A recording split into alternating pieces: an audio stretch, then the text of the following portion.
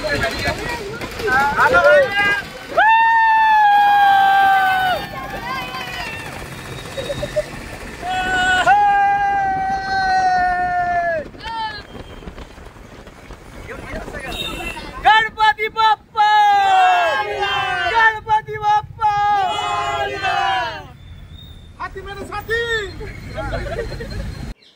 everyone, welcome back to my channel A Girl in New City. এটা ছিল আমাদের বাড়ির গণেশ বিসর্জনের দিন, মানে দিন ঠিক বলা চলে না, রাত। আসলে আমরা রাত 12টার পরে বেরিয়েছিলাম গণপতি বাপ্পাকে নিয়ে সবাই মিলে, ঠিক এইভাবে। এই ভ্লগটা পোস্ট না করলেই নয়, তাই করেই ফেললাম বাধ্য হয়ে। আমরা 5 দিনের মাথায় বাপ্পাকে বিদায় জানিয়েছিলাম। ভেবেছিলাম 5 দিনে ভিড়টা একটু হলেও কম থাকবে ট্যাঙ্ক বান্ডে, কিন্তু সেটা আর হলো কই। এতই বেশি ভিড় ছিল যে আমাদের বাড়ি আসতে প্রায় ভোর 4টের কাছাকাছি বেজে যায়। হয়তো আমাদের মতোই অনেকেই ভেবেছিল যে 5 দিনে ভিড় কম থাকবে, তাই 5 দিনেই ভিড়টা বেশি হয়ে যায়।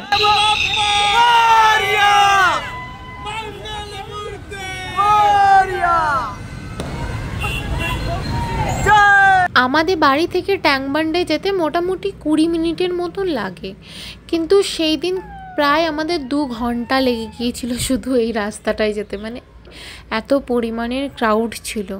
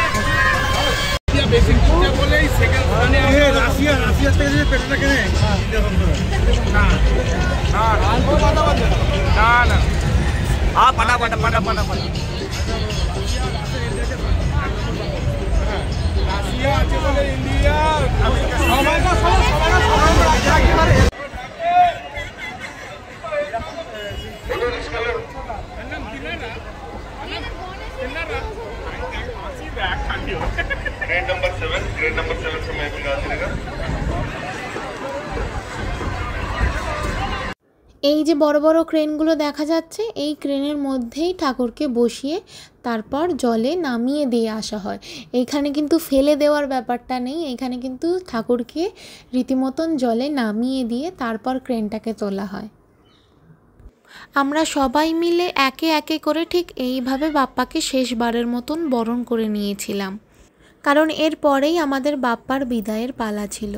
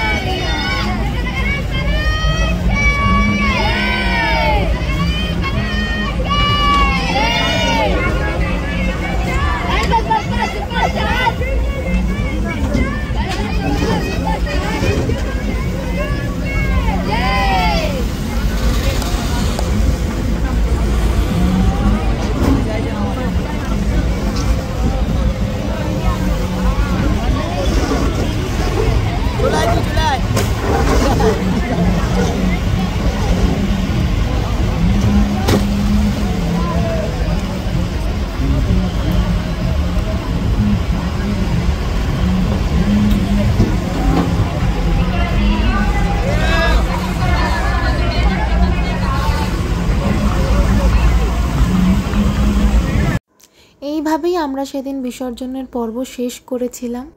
এবার বাপ্পাকে বাই বাই করে আমাদের বাড়ি যাবার পালা ছিল। আর বাড়ি যাবার সময়ও ভিড় কোনো অংশে একটুও কম হয়নি, মানে বিশাল আকারের ভিড় ছিল। দেখুন, আপনারাই দেখুন, মানে অনেক লোক ফিরে যাচ্ছে, আবার উল্টো সাইডে হাজার হাজার লোক আসছে শুধু বিসর্জনের জন্য।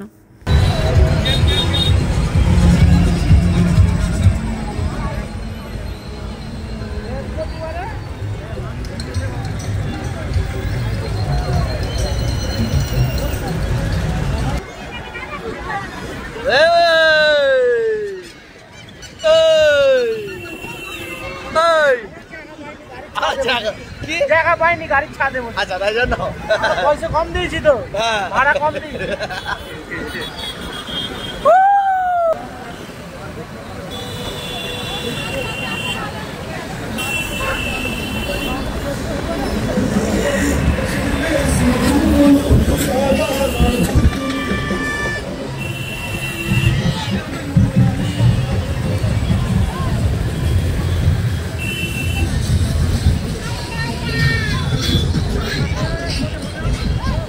কালো পড়ে না, সব কালো।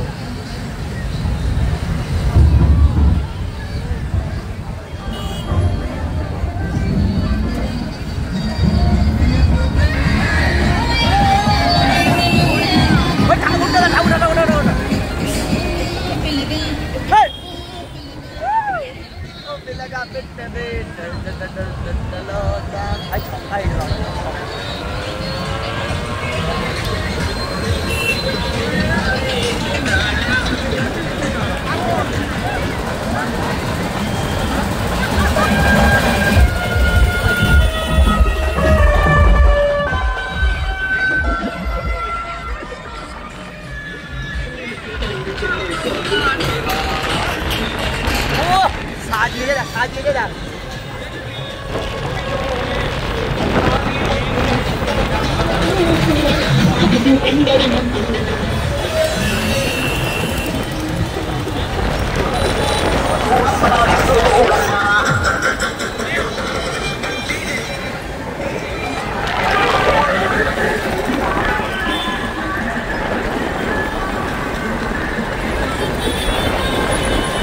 চারপাশের এই এত বিশাল আয়োজন দেখতে দেখতে আমরা বাড়ি ফিরে আসি।